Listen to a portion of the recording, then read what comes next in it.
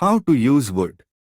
The word would is a versatile auxiliary verb that can be used in various ways.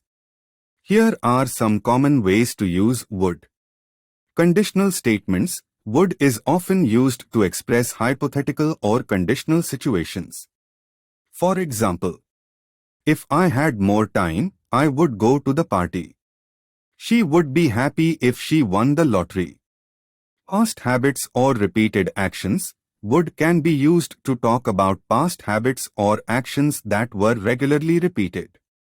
For example, when I was a child, I would visit my grandparents every summer. He would always help me with my homework. Polite requests or offers. Would can be used to make polite requests or offers. For example, would you mind opening the window, please?